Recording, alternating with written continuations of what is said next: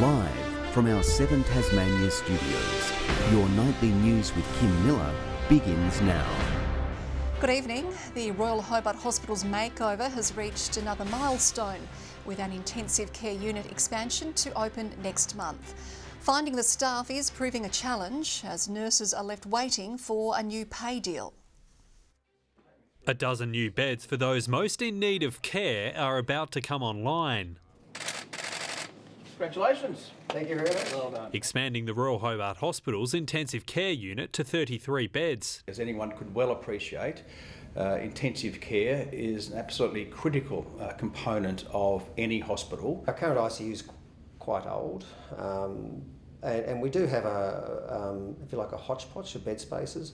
They say it will future-proof against demand for the next 15 years. The whole area, if possible or if needed in another pandemic, can be put down into a negative pressure lockdown so that we can actually manage the next pandemic in this area. Each of these beds require 6 staff to operate at a time when vacancies are already plaguing the system with a heavy price. Overtime for nursing is now more than $25 million just over a period of 9 months. The opposition calling for a new approach to pay. It's really important that we're competitive with other jurisdictions, and this government currently is not competitive in the way that it retains and recruits. We have recruited some 1,600 new FTE across our health system since July 2020.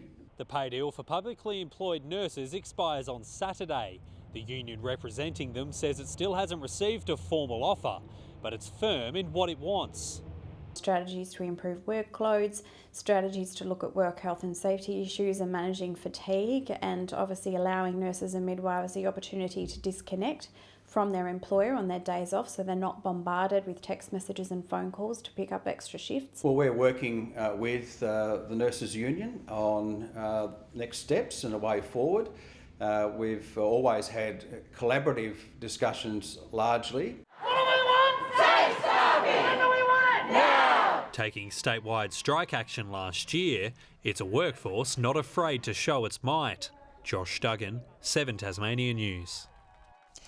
Jury deliberations in the murder trial of Shane Barker will enter a third day. Cedric and Nolene Jordan are accused of killing the then 36-year-old at his Campbelltown home in 2009. Both have pleaded not guilty to his death. The jury has been deliberating for 8 hours in total. Police are searching for a Belgian tourist who is feared to be missing from a walking track on the state's west coast. For more, we're joined by Mark Zeta. Mark, police issued a fresh alert this afternoon. Yes, that's right, Kim. A concern for welfare was received by officers yesterday for Celine Cremer, who was on holiday in Tasmania. She has not been in contact with friends or family since June 12 and was last seen driving a white Honda CR-V. Officers have since found that vehicle unattended in a car park at the Philosopher Falls walking track near Waratah. A search and rescue team has been scouring the area with the help of a police drone. Anyone who was at the track since June 12 and may have seen the car in the area is asked to call police. Kim? Hey, let's hope someone can help. Thank you very much, Mark. Well, Kelly Sims has lost her seat on the Glenorchy City Council after failing to attend 3 consecutive meetings. Ms Sims told 7 Tasmania News she had requested leave from last night's meeting due to the recent passing of her mother. General Manager Tony McMullen said the matter was discussed during the closed portion of the session, but the council was left with no choice under the Local Government Act. Hardworking Australians are being ripped off by online scammers who have already stolen more than $3.5 million this year. The federal government equipping Tasmanians with the tools to protect themselves online as it works to crack down on the criminals behind our screens. From banking scams to fake links, counterfeit emails and impersonation texts, everyone has a story. I'm ashamed that I allowed them to fool me, but and I work in the IT industry. Certainly I've had lots of friends and family be attacked. Scam losses have increased nearly 5-fold since 2020, cyber criminals plundering more than $3 billion from hardworking Australians just last year. These guys that we're fighting against are smart. They're more likely to have a psychology degree than a prison record. This group learning how to protect themselves online out of fear they'll be next. On my computer, most days, bank accounts, things like that. I'm mindful of the fact that I'm getting older and maybe missing out on some of the tricks that I need to know about. It's very, very easy to fall into a trap, and people are very trusting.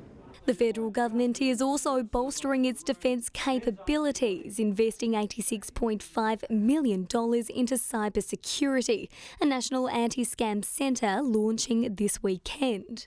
We'll be able to send information to the banks, to the telecommunications companies, to the social media platforms, to put a flag on bank accounts, to shut the communications channels down. Meanwhile, security experts from Macquarie University are beating the thieves at their own game, inventing a multilingual chatbot designed to keep the scammers on long, fake phone calls.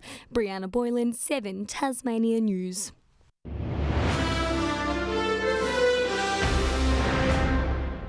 Metal levels in the River Derwent have declined, according to the latest report card. The Derwent Estuary Program report says the improvement comes down to groundwater being captured at the zinc works. Despite the good news, several species of fish still have levels which remain well above the national food safety standards. It's recommended not to eat the shellfish, that's oysters and mussels, and mercury levels in bream and flathead are at some differing levels.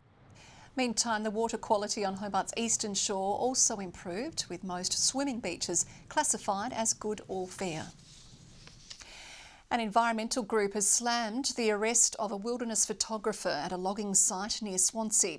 The Bob Brown Foundation says Rob Blakers was arrested for refusing to leave while protesting against the destruction of the swift parrot habitat.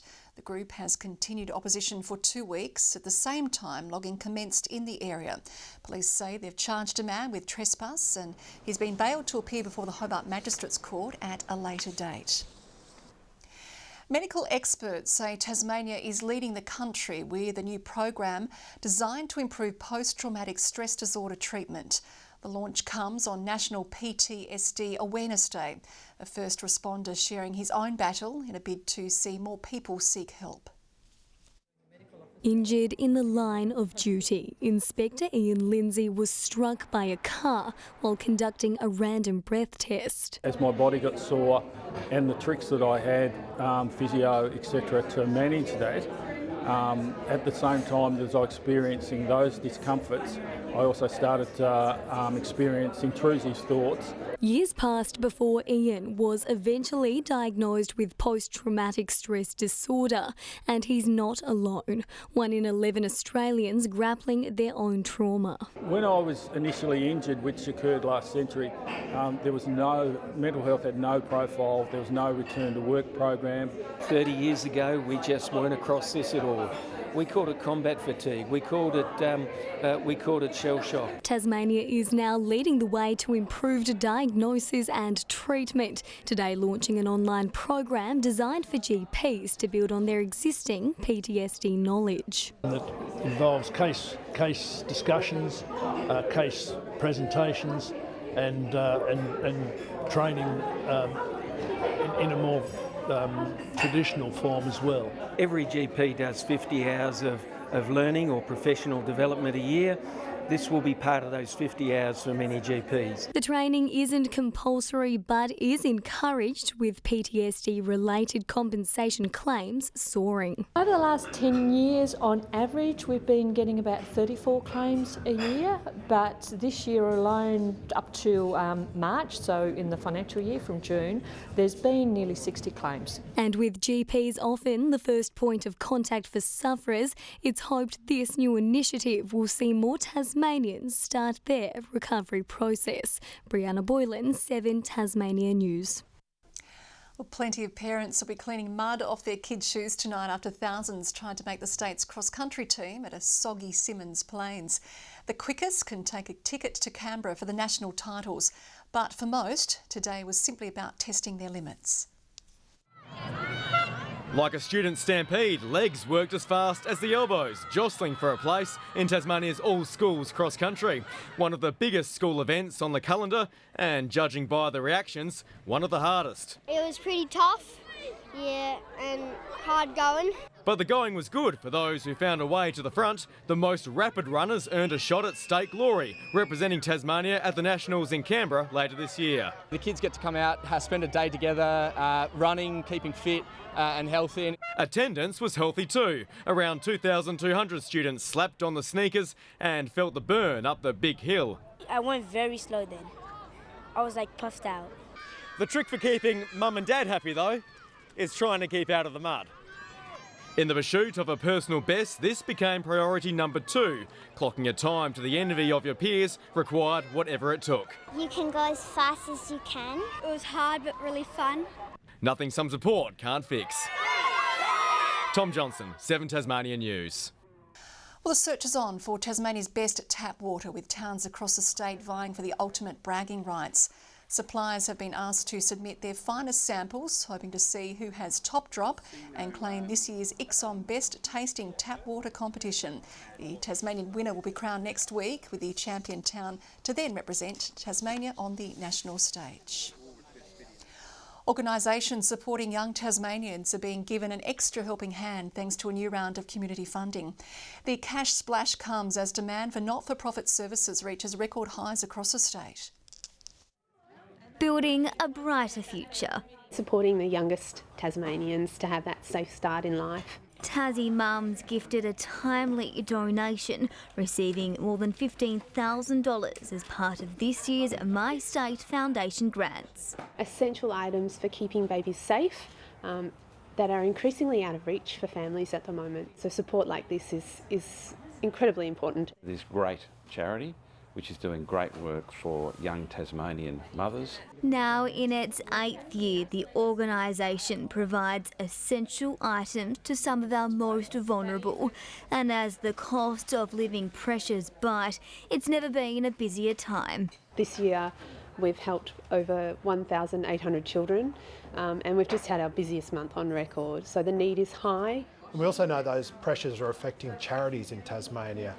In these times, people might be donating a little less because it's more challenging, but the demand for charity and the services is increasing and ever increasing. 16 other not-for-profits will tap into the $145,000 share, with this year's focus on youth. To break that cycle and to help them get ahead and put them on a different path to success. So across Tasmania, we think that's really important. One intervention might be the difference in their whole lives. Committed to building the future of young Tasmanians. Victoria Eastoe, 7 Tasmania News.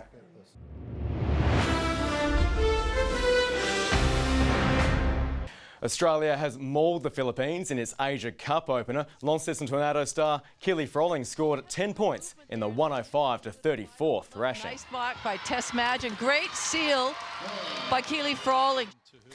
The Philippines coach could only watch as the Opals waltzed to the 71-point win, and the Aussies play Taiwan tonight. And in Premier League hockey, both Northwest graduate teams are now tied for first place with the Diamondbacks after close matches over the weekend. In the women's match, captain Claire Rohan helped lead her team to a 2-1 victory against Canterbury. We sort of tried out a few new things, which went well and not so well. You know, it was good to be able to change things up and still come away with the win. While in the men's, captain George Wilkinson made a key intercept to help teammate Harvey Bessel score the only goal of the game against the Lions. Canterbury are a really good side. They beat Durham last week, which was who are another top contender in the competition, and the league's been really tightly contested throughout the whole season. And the graduates will have a rematch against Canterbury next weekend in round 13. Hobart 15 degrees today, Launceston 14, Devonport 13 and Burnie 12. King Island, St Helens, Friendly Beaches and Bushy Park all 15. Flinders Island, Strawn and Marai Island 14. Smithton and Lowhead 13.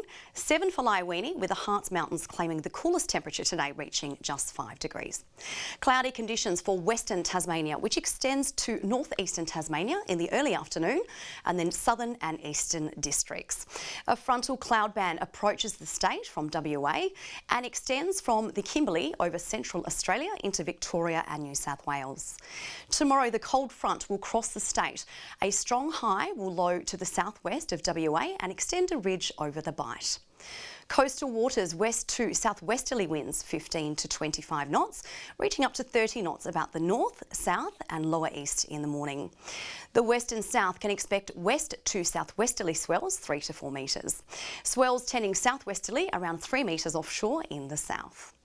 A strong wind warning has been issued between Stanley and St Helens Point, also from Wineglass Bay to Low Rocky Point. There is also a bushwalkers weather alert for the Western and Central Plateau districts due to expected snow down to 600 metres. Tomorrow, Hobart just making double digits with 10, Geeston 9 and showers easing in Bothwell 7 degrees. Launceston partly cloudy 11, Devonport 12 and 10's the top for Cressy. Burnie a shower or two 11 degrees, showers for Strawn, wind easing in Curry 12 degrees. St Helens mostly sunny and 11 degrees, partly cloudy in Swansea and Alford, both 11.